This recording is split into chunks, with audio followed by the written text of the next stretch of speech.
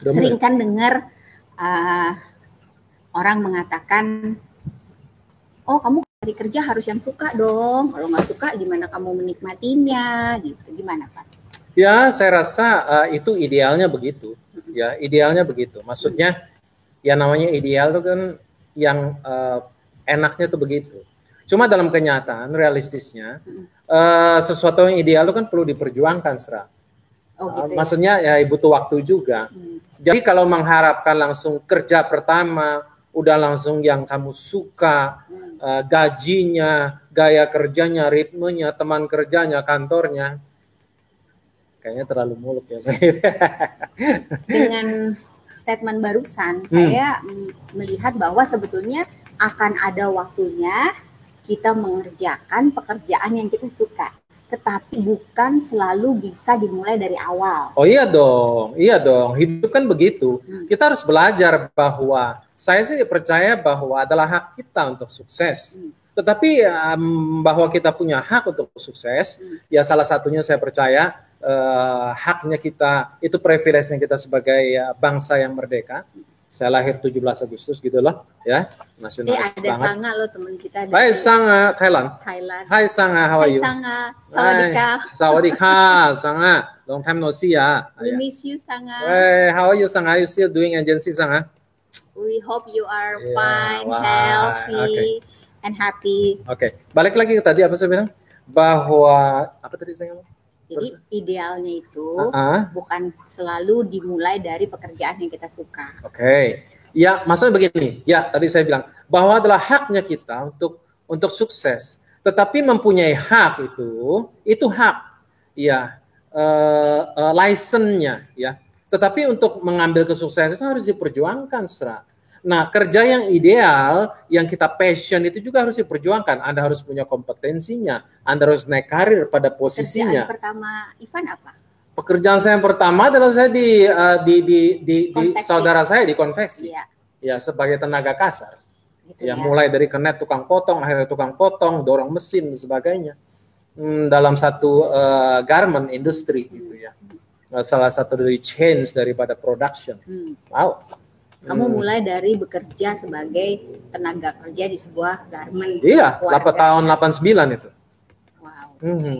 Iya, kalau kamu tanya pada orang waktu itu, mungkin pada saya itu what is the future? Apa masa depan? Aku punya pengalaman lucu mengenai kerja. Apa itu? Jadi waktu aku pertama kali kerja, itu aku sebagai sekretaris. Oh iya. Di sebuah perusahaan kontraktor. Baru lulus tuh, fresh graduate. Kamu ketawa sih? Iya, ketawa karena aku ingat, karena aku udah dekat sama kamu. Belum ada seminggu udah dipecat. So sorry. 2 minggu sayang. 2 minggu ya? Jadi pada tapi kayak si Jack Ma ya, si Jack Ma atau Colonel Sanders, Jack Ma ya, karena dia dipecat, akhirnya akhirnya dia jadi kenapa aku dipecat? Entrepreneur akhirnya kayak gitu ya. Jadi sebagai fresh graduate nih teman-teman, saya melamar pekerjaan, kalau nggak salah ada 15 lamaran ya saya kirim. Wow. Terus nggak ada yang manggil sih, ada deh yang satu manggil terus di interview, terus aku nggak diterima. Lalu ada teman yang memperkenalkan aku kepada seorang pemilik perusahaan kontraktor. Di-hire lah aku menjadi sekretaris pemilik perusahaan itu. Dan hari Sabtu itu kan masuk. Terus saya kayak ngomong enak banget gitu sama HRD-nya. Kenapa sih di perusahaan ini hari Sabtu masuk? Tentang-tentang lah kamu orang baru. Gitu, mentang-mentang gue sekretaris yang punya gitu kan. Terus si HRD itu ngaduin aku ke pemiliknya. Tahu nggak sih Pak, anak baru itu masa protes loh kita kerja hari Sabtu. Nah, nggak lama dari itu aku dipanggil sama bosku, langsung bilang, Esra, kayaknya kamu nggak cocok di kerja di sini. Silakan mengundurkan diri. Wah, sedih banget, nangis baru 2 minggu fresh graduate. Orang itu sengaja kali ngintip kamu ya untuk ngejatuhin kamu. Iya, karena dia sebetulnya asisten pribadinya. Tiba-tiba dia ngambil sekretaris lagi, tapi dari sisiku pun aku salah ya. Kenapa aku anak baru berani-berani mempertanyakan regulasi dari sebuah perusahaan. Nah, jadi di situ saya belajar ternyata sebagai fresh graduate kita tuh harus belajar gimana bawa diri. Padahal aku tuh bisa dibilang udah suka aktif di organisasi gereja ya, tapi ternyata belajar membawa diri di marketplace itu beda lagi ya. Saya nggak ngerti peraturan bahwa anak baru itu masih diawasi selama 3 bulan pertama dan jangan banyak komplain gitu kan. Nah aku dipecat, terus dari situ aku drop banget. Lalu aku ngelamar kerja lagi, dipanggil terus ke sebuah institusi perbankan karena dibantuin sama orang tua murid yang aku ajarin anaknya les private. Nah, disitulah aku kerja selama 9 tahun. Tapi tahu gak sih, aku nggak cocok gitu jadi bankers tuh, Van. Nggak cocok nggak gitu. cocok kerja di bank gitu ya. Nggak cocok. Kalau kamu setelah pekerjaan pertama, kamu kerjanya apa? Sesudah pekerjaan Kamu pertama, tuh jangan nyalain gituan dong. aku kerja di yayasan non profit di gereja, ya di minister Sebagai? orang gitu, sebagai salah satu tenaga ya untuk melayani masyarakat gitu ya, jemaat di situ ya, memberikan. Saya juga sekolah juga, Suka nggak kerjaannya? akademik. Nah, waktu itu buat saya tuh yang penting saya punya pekerjaan, punya gaji, ya. pekerjaan buat karena umurnya kan baru 20-an kan. Jadi waktu 20-an tuh kita nggak idealis. Iya. Yang penting gimana jangan nganggur ya, kalau umur 20-an tuh saya rasa begitu ya. Tuh. Kalau nganggur kan jadi beban orang. Pertanyaan gitu. Saya tadi, suka nggak kerjaannya? Kalau diingat-ingat sih ya suka juga. Tapi cuma bukan sesuai passion. Bukan, boro-boro. Nggak sesuai passion gitu ya. Boro-boro. Ya. Nah, apa pelajaran berharga yang Ivan dapatkan dari 2 pekerjaan pertama? Kayak di garment pelajaran apa? Di tempat organisasi kerohaniawan itu apa pelajarannya? Kalau di garment itu saya cuma survival ya. Nggak ada pelajaran? Iya, maksudnya saya kerja tuh hanya untuk bertahan hidup ya. Jadi kamu belum bekerja untuk belajar? Maksudnya begini, pekerjaan itu yang nggak ada masa depannya gitu loh ya. Ada ya gitu kerjaan yang nggak ada masa depan gitu ya? Masa depan apa ya? Dan dari seorang buru gitu. Kasar di sebuah garment gitu ya. Paling cuma survive, bertahan hidup aja. Boro-boro, aku mau membuat rumah, mau traveling ke luar negeri dari hasil itu enggak. Saya mendapatkan kesempatan untuk berbagi di Universitas Indonesia, dan saya melihat sekarang ini banyak banget fresh graduate yang mungkin bertanya, gue akan kerja apa gitu, gue mau kemana nih habis ini, dan tentunya sebagai lulusan dari sebuah universitas bergengsi atau universitas apapun deh ya, kan kita pasti pengen dong dapetin kerjaan yang sesuai passion. Tapi menurut saya nih, itu kita perlu kaji ulang loh, kalau kerja itu apakah harus sesuai passion. Jadi dalam fase-fase pertama kehidupan manusia, biasanya kita bekerja itu untuk belajar bertahan hidup gitu ya.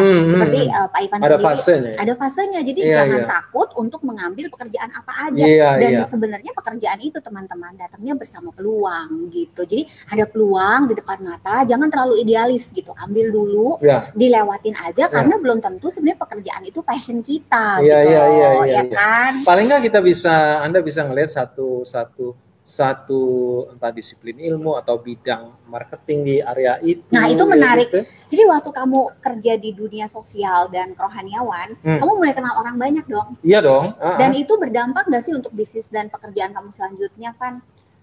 Ya, kita mengenal kalau di gereja tuh kan kebetulan jumlah daripada jemaatnya tuh banyak sampai ribuan ya. Jadi itu berguna lah untuk dari network kamu gitu ya, sebagai anak muda ya. Ya kita ngeliat orang lah gitu ya, dari skop saya yang cuma terkungkung di garment. Di garment yang nggak kenal siapa-siapa, cuma ngeliat mesin gunting. Betul, kita bisa ngeliat orang dari yang kaya sampai yang biasa, sampai yang miskin gitu ya. Ya kebuka lah kita punya pikir. Kita juga bergaul dengan beberapa orang dari mereka, terhubung mereka gitu ya.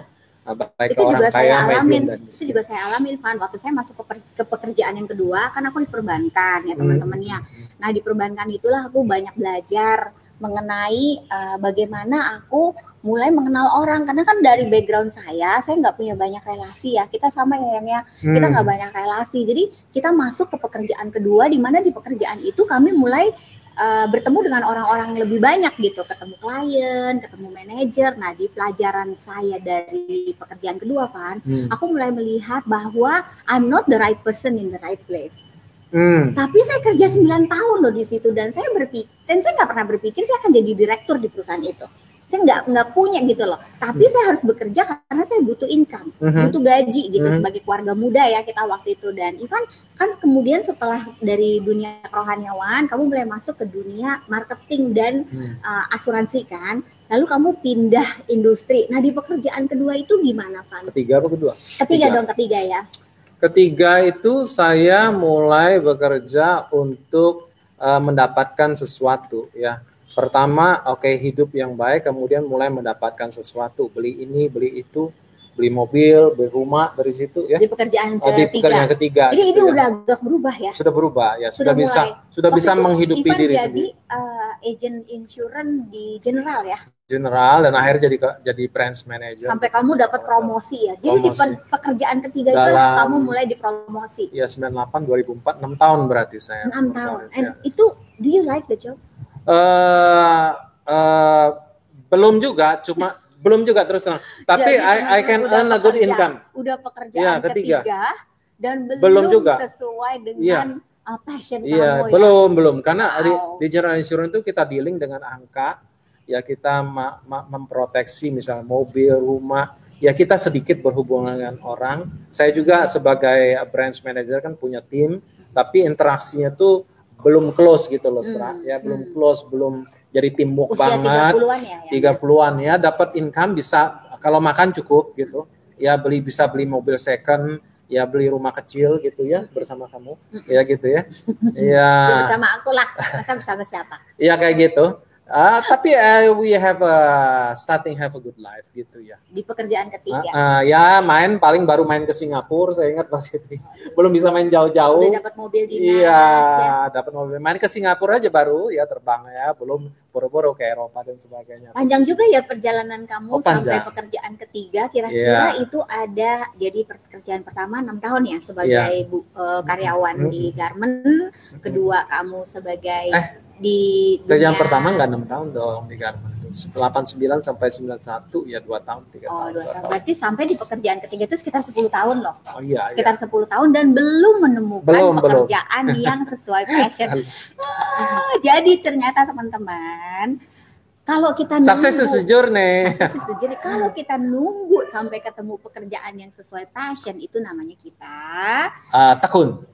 Menunggu sampai sesuai passion. Oh, menunggu aja. Oh iya. Namanya buang-buang waktu. Buang-buang waktu, iya. Buang-buang waktu. Padahal dengan kita bekerja dan mengambil kesempatan yang ada, kita bisa berkembang, kita bisa belajar, dan dengan tidak takut akan kesalahan, tidak takut dengan. Ngeri lo, ada orang yang akhirnya nggak mau kerja, akhirnya jadi penganggur, jadi tua sampai tua lo, saya ngeri lo. Aku ada sih kenal. Jadi habit kayak gitu. Aduh teman-teman jangan ya, saya doain kita jangan kayak gitu. Ngeri, jadi beban orang tuanya sampai tua gimana tuh? Aduh ngeri banget ya. Minimal kita harus bisa self financing untuk diri sendiri lah, ya kayak gitu ya. Mudah-mudahan kita jangan dijauhkan. Nah, menarik Esra bilang itu, kita harus realistis ya rekan-rekan, nggak bisa kita expect pekerjaan pertama dia ideal. Walaupun itu pekerjaan bahkan diwariskan oleh orang tua, misal tokonya, bisnisnya, enggak juga. Namanya manusia tuh perlu dielaborate, kayak bahan tuh ya, kayak tanah liat tuh perlu dibejok-bejok dulu sampai keluar bentuk yang paling pasnya apa. Berarti yang dibutuhkan tuh peluang ya. Berarti yang dibutuhkan tuh peluang. Iya, kita aja nggak tahu kok kita di mana sebenarnya. Siapa di antara teman-teman semua yang hadir di IG ini punya peluang bisnis, peluang usaha buat teman-teman yang mungkin sedang mencari ya, anak-anak fresh graduate, teman-teman yang milenial, yang lagi mungkin kehilangan pekerjaan, terus sekarang lagi nyari gitu kesempatan bekerja, silakan di komen, silakan Anda komen di sini dan kasih tangan, saya punya peluangnya, saya punya kesempatannya. Saya rasa masih ada ya Pan ya industri-industri yang sekarang ini terbuka, termasuk juga sama Pak Ivan kalau bisa mau memilih pekerjaan. Ivan juga sekarang sedang membangun sebuah network bersama Asuransi Jiwa Manulife Indonesia dan mereka sedang berkembang dengan baik, berkembang bahkan di tengah-tengah situasi ini. Dan saya yakin ada teman-teman di sini yang juga punya network, mungkin punya usaha, lagi cari orang untuk di-hire atau Anda di networking bisnis, silakan teman-teman kasih raise hand, terus ketik di situ, atau Anda juga agency leader, silakan, monggo, mungkin bisa menjadi pilihan buat teman-teman. Nah, balik lagi ke topik kita ya Hani ya. Aku sendiri akhirnya masuk ke pekerjaan ketiga. Kamu baru ketiga nih? Ya kan aku kan dari banking 9 tahun aku di banking dan aku nggak ngerasa banget kalau ini tuh dunia aku, tapi aku harus kerja dan aku nggak mau berhenti dan aku melakukan pekerjaan yang tidak aku suka selama 9 tahun. I don't like the job. I don't like the job. Aku nggak berhasil di situ, aku nggak outstanding di situ. Lalu suatu ketika saya memutuskan untuk membuka chapter baru dalam kehidupanku dan calon pacarku ini akhirnya. Kamu sendiri apa pelajaran yang kamu terima dari 9 tahun di tempat yang kamu nggak suka itu? Apakah kamu membuang tanggung jawab atau you do your best tapi nggak maksimal atau bagaimana? Oh banyak banget Van, aku belajar di sana, banyak banget. Aku belajar literasi keuangan, oke, aku belajar apa namanya LC, aku belajar apa itu namanya lending, funding, ya, bagaimana proses ekonomi itu berlangsung, banyak banget. Jadi bukan berarti kita nggak suka kerjaan itu kita nggak belajar apa-apa. Aku tuh nggak ngerti dunia keuangan, kan gue sekolahnya psikologi pendidikan dan bimbingan. Tiba-tiba aku mesti ada di dunia keuangan gitu kan, aku nggak ngerti. Dunia perbankan selama 9 tahun di mana saya nggak dipromo itu menjadi sebuah sekolah kehidupan buat saya, yang dari situ saya makan gajinya untuk hidup. Jadi melakukan hal yang tidak kita suka itu sangat tidak enak, tapi kalau pikiran kita benar, banyak pembelajaran yang bisa kita petik. Wow, melakukan hal yang tidak suka nggak enak, tapi kita mendapat pembelajaran yang bisa dipetik.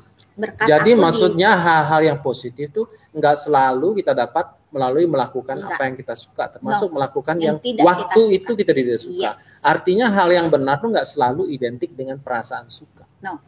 Nggak selalu identik. Melakukan yang benar tuh nggak identik dengan diiringi perasaan yang suka. Jadi bisa aja kamu melakukan yang benar, tapi perasaan kamu nggak suka, nggak nyaman. Tapi sebetulnya secara mental, secara mindset, secara spiritual ya, itu berguna banget buat kita. Gitu. Dan kita jangan tertipu dengan statement yang mengatakan kalau kerja harus sesuai passion. Kata siapa? Saya pernah dengar sih hal itu, dan saya rasa makanya tapi saya pikir itu nilai ideal, bahwa pada akhirnya kalau saya sih kesimpulannya begini, Nah, di awal-awal 20 30 oke lah kita belajar, tapi ketika 40 atau 50 mungkin kalau itu jadi goal, ya itu kali waktunya kita untuk mendapatkan goal itu, mendapatkan pekerjaan di mana kita punya passion di situ. Ya, saya teringat beberapa orang mungkin bisa lebih cepat tenggat untuk itu, tapi kita ngomong yang general lah kayak gitu ya, bahwa kita ini perlu ibaratnya ada kawah candra di muka, dites dulu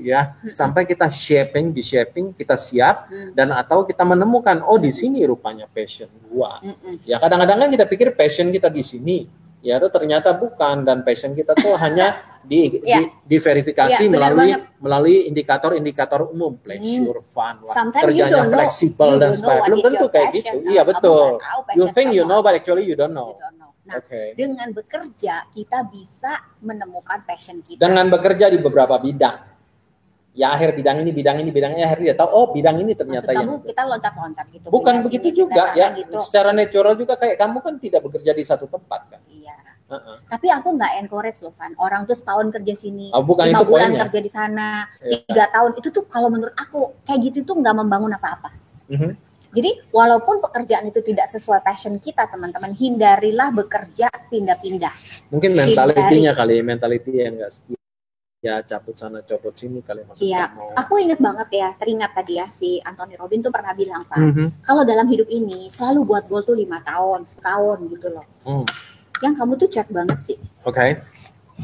Terus 5 tahun 10 Aduh, tahun. ini YouTube gue jadi bagus kan nih, ada orang minum kayak begitu. Ada nggak apa-apa lah, ini kan kita manusia perlu minum. Nah ini pelukan juga perlu. Nah jadi dalam aku akhirnya masuk ke pekerjaan ketiga itu aku menemukan bahwa ternyata melakukan yang tidak kita suka sometimes bahkan memberi kita manfaat yang jauh lebih mahal dari materi. Nah, barulah setelah aku masuk ke pekerjaan yang ketiga, aku masuk ke asuransi atas bimbingan kamu kan, dan atas bimbingan suami saya akhirnya masuk ke sektor asuransi. Di situ saya 17 tahun. 17 tahun berjibaku di bisnis insurance, dan aku belajar banyak banget, luar biasa banyak. Kalau yang tadi kan banyak, ini tuh banyak banget. Banyak banget, and aku nggak ngerti dunia itu, tapi aku belajar. Disitulah aku menemukan bekerjalah untuk belajar, yang kamu juga ngasih aku, bekerjalah untuk belajar. Saya pelajari itu industri saya bertekad untuk menjadi manusia 1% di industri itu, karena kan Pareto bilang begini ya, hukum Pareto, di dunia ini 80% itu selalu disebabkan oleh 20% kontribusi. Nah, tapi di MDRT, di asosiasi yang saya aktif di insurance, itu dikatakan ada lagi selain dari 80-20, ada lagi 1% manusia. Nah, 1% manusia ini adalah outstanding people. orang-orang yang benar-benar membuat sebuah gebrakan di industrinya, yang membuat legenda dalam pekerjaan dia. Terus aku di kerjaan aku yang ketiga ini, Van, aku tuh kayak yes, aku mau jadi manusia 1% di asuransi gitu. Jadi sejak aku join di situ, dreamku tuh besar, beda banget sama aku dulu waktu jadi sekretaris, sama waktu aku jadi bankers, pegawai bank gitu ya, bukan bankers sih sebenarnya, pegawai bank gitu. Nah waktu aku masuk ke dunia insurance, ambisinya tuh beda, Van. Aku bertekad pokoknya gue mau outstanding di sini, and I'm doing it 17 years. Terus menurut kamu, aku udah nemuin belum pekerjaan sesuai passion aku? Pekerjaan itu dari cerita kamu juga, pekerjaan itu sendiri bukan passionnya kamu, tapi melalui pekerjaan itu karena kamu expert di situ, berhasil, kamu kan diminta untuk sharing, dan akhirnya kamu menemukan passionnya kamu. Bahwa passionnya kamu itu sih bukan di marketing or selling, tapi dalam hal motivation speaking kayak gitu. Ya maksudnya, ya kamu temukan itu ketika kamu bekerja. Dan berhasil dalam pekerjaan itu. Jadi passion itu bisa kita temukan ketika kita bekerja dan kita berhasil dalam pekerjaan itu. Saya dari kecil kan udah bermimpi, tapi waktu saya jadi MDRT pertama, itu saya dikasih mikrofon sama si AO waktu itu. Dia bilang gini, Sra, lo ngomong ya 15 menit. Aku pegang tuh mikrofon 15 menit, dan satu malaman saya mempersiapkan materi lo. Saya nggak tidur sampai jam 4 pagi, itu kayak nggak kerja. Aku tuh exciting banget. Aku kayak gini, gue kenapa ya kayak gini ya? Seneng banget nyiapin materi. Begitu 15 menit aku tampil di panggung, Van, dan aku ngomong, tahu gak sih, Van, aku tuh merasa dunia aku tuh sempurna. Terus gue kayak, oh my god, what is this? Kok gue suka banget. Dan kamu lakukan 15 menit? 15 menit dalam hidupku, yang aku kayak, aku tuh lahir buat ini. Aku tuh lahir buat ini.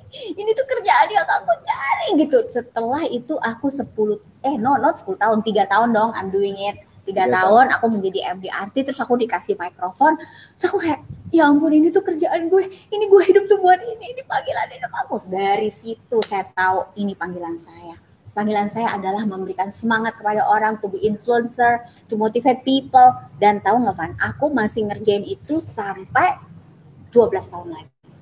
Dari sejak itu? Dari sejak hari itu. Dan memang itu kebukti kok. Aku banyak ketemu orang, dan orang-orang cerita, dia dengar kamu ngomong, and they get inspired, sangat menginspirasi. Memang kamu talent di situ, sayang. Dan saya ngelihat, Van, dalam proses kamu di tahun 2019, kamu menemukan sebuah pekerjaan yang membuat kamu tuh sekarang beda banget. Really? Ya. Beda banget. Beda banget. Padahal pekerjaan itu juga aku lakukan sama kamu. Ya, tapi you are not the main person kan. Kamu, jadi suami saya ini, teman-teman, selama 17 tahun di dunia asuransi saya, suami saya ini behind the scene, selalu membantu dan di belakang layar mendukung aku sehingga aku berhasil, sangat outstanding. Tahun 2019, dia itu seperti orang yang kalau menurut saya dapat insight, dapat inspirasi. Dia bilang sama saya, Sra, saya pokoknya mau membangun sebuah bisnis dan saya tidak melanjutkan apa yang kamu bangun. Saya akan membangun sesuatu yang baru. Saya ngomong gitu? Ya, saya kayak, maksudnya kita kan udah settle banget, kita kan udah sukses banget. Kenapa harus membangun sesuatu yang baru? Di bidang kami ya, di bidang kami ya. Di bidang kita waktu itu ya. Terus kenapa harus membangun sesuatu yang baru? Tetapi itu pilihan suami saya, dan akhirnya tahun 2019 Pak Ivan memulai sebuah pekerjaan yang saya lihat itu passionnya dia. Teman-teman percaya gak sih, orang tuh kenal saya agen asuransi yang cukup berhasil gitu. Berhasil ya, puji Tuhan. Nah, cukup. Tapi sebenarnya dalam perjalanan aku sebagai agen, saya kasih tahu ya, yang paling bagus jadi agen tuh Pak Ivan, bukan aku. Ivan udah gitu aja. Ya kamu yang, ya. Bukan saya. Kenapa saya bisa bilang begitu? Gini ya, Pak Ivan itu kalau nerangin asuransi sama orang itu cesplong, nggak pernah ngomong yang enak-enak doang. Dia akan kasih tahu semuanya. Sementara saya kan orangnya kan lebih manner, lebih halus gitu. Saya kadang-kadang lebih persuasif. Saya memberikan satu-satu. Jadi kadang-kadang juga nasabah tuh kayak, Bu Esra belum jelasin. Oh iya, baru saya jelasin. Bukan mau bohong atau gimana, tapi saya lebih persuasif step by step. Sementara kalau Pak Ivan, kalau menurut aku agen asuransi mesti kayak kamu, berani gitu ngomong yang nggak enak ke klien di depan supaya klien tuh jangan kecewa, dan klien itu akhirnya menemukan, oh ya gue tuh beli tuh ekspektasinya ini dapat gitu. Jadi dalam perjalanan Pak Ivan sebagai seorang agen asuransi tahun 2019, dia baru betul-betul masuk ke dalam bisnis yang dia suka. Dan aku ngeliat dia beda banget gitu. Apa Beda sih bedanya, banget. Say? Ya semangat, terus kayak orang kan kerja kayak gitu. Tapi kamu tuh kan kerjanya semangat banget, passionate banget. Berapa tahun kamu menanti sampai kamu menemukan pekerjaan yang Kalau bilang benar-benar aku semangatnya sama kayak tahun 98 gitu. beda, lebih semangat lebih sekarang. semangat ini. Oh, ya, jauh. dong kalau gitu ya. Jauh. 98 itu udah berapa tahun ya? 22 tahun. 22 tahun. Jadi kamu nunggu tuh berapa tahun yang sampai kamu menemukan pekerjaan yang kamu cintai gitu. Bukan nunggu ya, mengisi dengan bekerja. Ya kalau kita join dari pekerjaan yang 2003 dan sesuai passion. 2003 sampai sekarang ya 17 tahun sih. 17 tahun. Berada di belakang bayang-bayang sayang sebagai the wind beneath your wing. Tapi 17 tahun kan tambah kerjaan di garment, tambah kerjaan di gereja 20 tahun lebih. Oh ya, lebih panjang lagi. 20 tahun. Nah, buat 30 aku 30 tahun. 30, karena kan kamu lebih tua dari aku. What? Kata teman-teman dia 30 tahun baru dapat kerjaan sesuai passion. Iya sih, emang kayak gitu. Tapi worth it? Worth it. Karena begini ya, ada orang bilang begitu. Dia satu sisi ada cerita seseorang yang dia mulai ketemu passionnya itu, atau dia mulai terkenal itu berhasil usia 60-an. Esra yang kasih tahu saya. Dan dia mati di usia 80-an. Jadi 60-an tuh kan nggak dibilang ya agak terlambat ya. Tapi poinnya adalah akhirnya kita simpulin bukan berapa lama kamu hidup, tapi seberapa efektif ya kamu hidup ya. Bukan berapa lama kamu hidup, tapi apa yang kamu kasih kepada hidup. Nah, kalau itu 5 tahun, 10 tahun, tapi signifikan, ya so what gitu. Ya it's good, walaupun 10 tahun terakhir, daripada 80 tahun, tapi you found nothing gitu ya. Lebih baik 60 tahun mencari, kemudian 20 tahun terakhir benar-benar tajam gitu ya, say. Oh iya dong. Sama kayak Kolonel Sander yang bikin KFC kan umur 60 dia baru menemukan pekerjaan yang dia passion. Terus sampai sekarang semua orang tahu nama dia. Dia membangun sesuatu yang luar biasa. Sekarang memang gua rasa ya I will do something significant sih, satu yang tajam nanti bisa diwarisin ke keluarga gitu ya. Nah. Dan terutama sebagian istri baru 5% ya.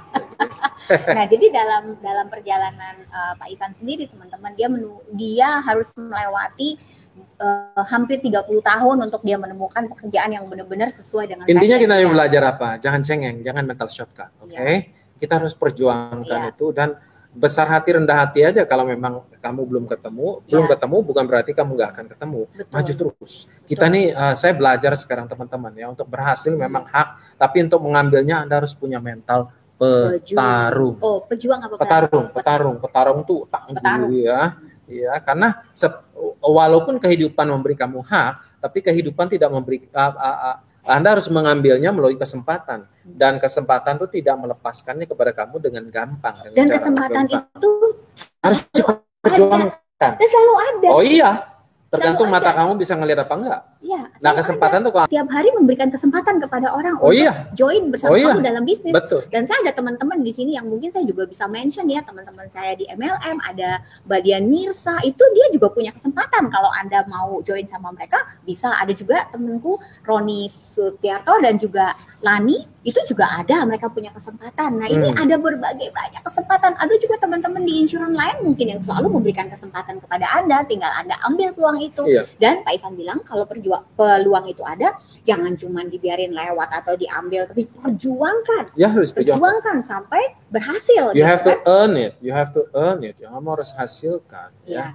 Opportunity, you take it and then earn it. Dan sekali lagi, buat teman-teman yang punya kesempatan, yang punya peluang buat teman-teman menemukan pekerjaan, silakan di komen, silakan di tag, siapa tahu ada orang yang mencari dan mereka bisa menghubungi Anda. Nah, buat saya sendiri Pak Ivan, sebelum kita tutup ya sharing kita ini, saya di 26 tahun Pak Ivan, baru saya menemukan pintu menuju pekerjaan yang saya suka. Wow. Wah, kok gitu sih. Dan tahun ini juga? Tahun lalu. Tahun lalu tuh saya sebetulnya udah siap untuk mendukung Ivan aja gitu. Saya mau mendukung suami saya aja, saya meninggalkan zona nyaman. Gini, spesifiknya tuh apa? Kamu di asuransi 16 tahun, 17, setiap tahun kamu berprestasi.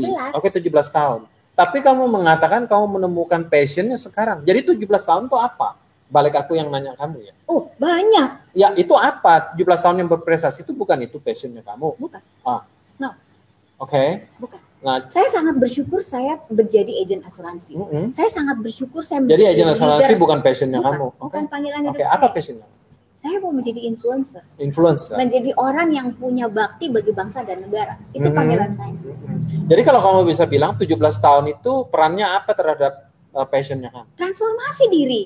Saya mengalami transformasi diri yang melalui luar biasa. 17 tahun itu. Melalui 17 untuk menjadi tahun influencer itu. Untuk menjadi ini. Esra yang sekarang. Oh wow. Saya ditolak klien, saya dimarahin klien, dihina-hina klien, udah sering. Emangnya semua klien selalu baik sama agen asuransi? Saya ngalamin ada klien-klien yang sama agen asuransi itu memperlakukan kita tuh kayak second class people, third class people. Tapi saya merasakan gitu, it's okay digituin. Nanti juga kan dia juga belajar, mungkin lagi kesel atau marah. Saya juga ngerasain yang namanya dihianati sama teman sendiri. Orang yang saya pikir adalah sahabat yang attach ke saya, ternyata bukan sahabat, cuma attach gara-gara duit doang gitu. Setelah nggak ada urusan bisnis, ya udah bye-bye gitu kan. Saya juga merasakan bagaimana kita udah baik sama orang itu malah fitnah kita. Orang itu kita tegur, kita nasihatin yang baik, malah dia balas fitnah kita. Kalau perlu hancurkan semuanya gitu kan, supaya terbukti. Jadi saya merasa dalam proses-proses seperti itu yang diproses saya gitu. Kalau nggak ada orang-orang seperti ini, saya nggak akan jadi Esra yang sekarang. Mungkin saya tetap Esra yang cengeng, dikit-dikit putus asa, dikit-dikit mau mati gitu. But now nggak gampang bikin saya putus asa, Van. Nggak gampang, saya nggak gampang dijatuhkan, saya nggak gampang. So they shape you, mereka membentuk kamu. Ya kan ada yang bilang gini, Hani, masalah itu membentuk manusia. Sebenarnya enggak. Masalah banyak yang menghancurkan manusia. Masalah hanya membentuk kamu kalau kamu belajar dari masalah itu. Saya belajar dari masalah itu. Saya juga ngalamin difitnah, ya kan, dengan saya akhirnya memutuskan untuk mendukung kamu, Hani, untuk menjadi pendamping kamu, malah difitnahin yang macam-macam, diomongin bangkrut lah, diomongin inilah. Padahal sebetulnya tujuan saya tuh saya cuma mau menjadi istri yang baik buat kamu dan meninggalkan zona nyaman saya. Saya percaya loh, Van, seorang leader satu hari akan meninggalkan kamu, karena dia bukan Tuhan. Oh yes, mana ada, cuma Tuhan yang bersama kamu seumur hidup. Harusnya seorang leader itu meninggalkan kamu, tapi dalam keadaan kamu lebih baik dari waktu leader itu menemukan kamu.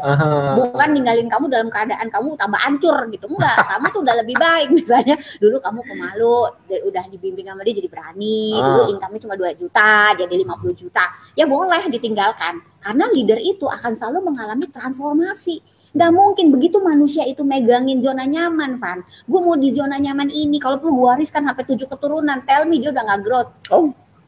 Dia udah nggak growth. Kita bukan dipanggil untuk megangin materi dalam hidup ini, menurut saya ya. Kita dipanggil dalam hidup ini untuk selalu memberi, kemanapun kita pergi, we contribute. Terus kita dapat apa? Dapatlah yang namanya berkat Tuhan tuh nggak kemana, ada aja jalannya. Gitu. Jadi teman-teman, mudah-mudahan sharing kami ini bisa menginspirasi Anda, terutama teman-teman yang masih muda, milenial, yang mencari pekerjaan ideal, yang katanya ada passion.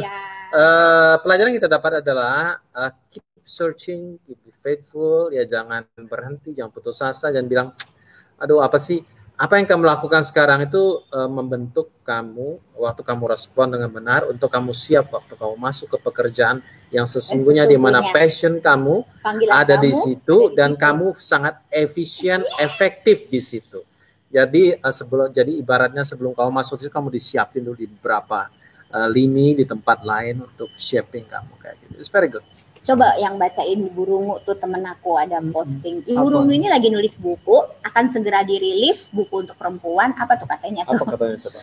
Terima kasih menjadi rumah tangga yang memberikan teladan bagaimana proses membangun rumah tangga, anak-anak, karir, dan kehidupan. Ya, itu semua karena anugerah Tuhan ya, Van ya. Kita selalu diberikan kekuatan, tapi yang pasti hidup kami nggak ada yang sempurna. Kita juga mengalami yang namanya proses, gagal, belajar, bangkit lagi. Yang jelas kami berdua dari kawin udah komit, kita akan membangun keluarga. Suka duka bareng, susah seneng bareng, dan itu kita jaga sama-sama gitu. Ngomong mengenai proses ya, Esra ya.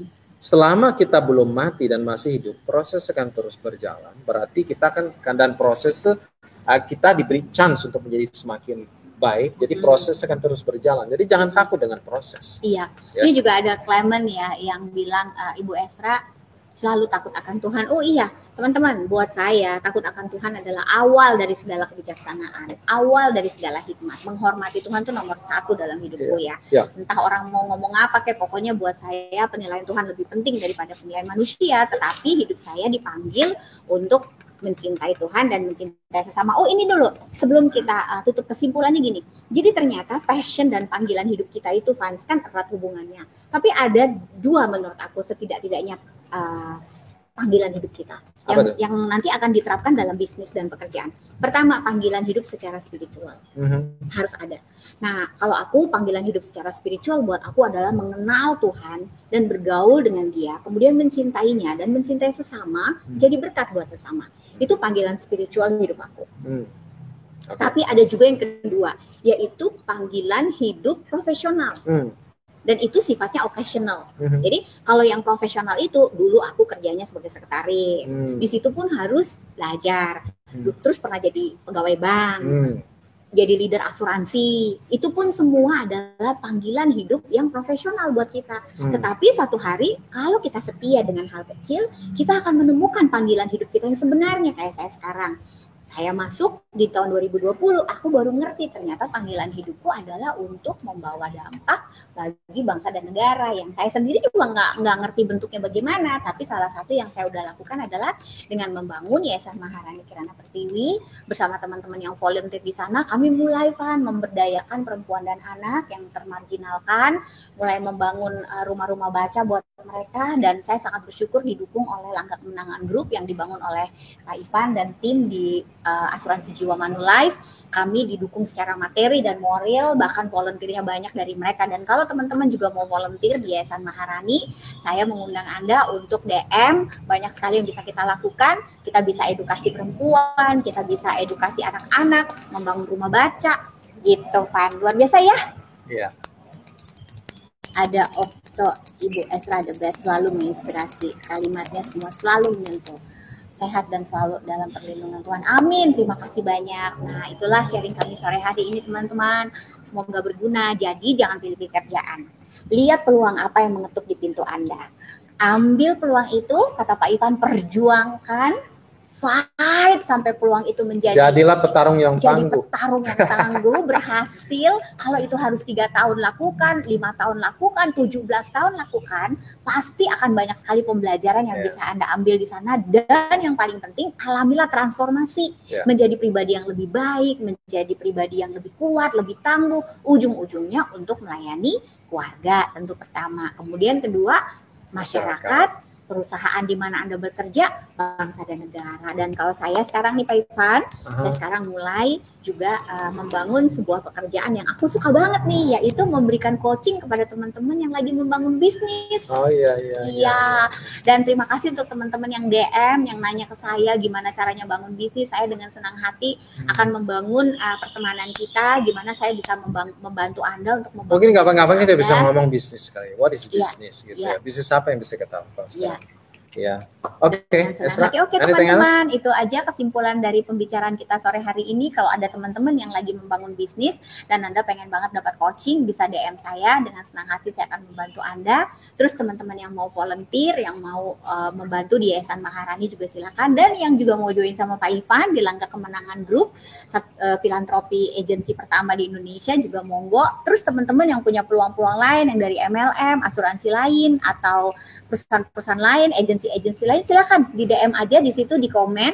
Nanti teman-teman akan menghubungi Anda kalau Anda memberikan peluangnya.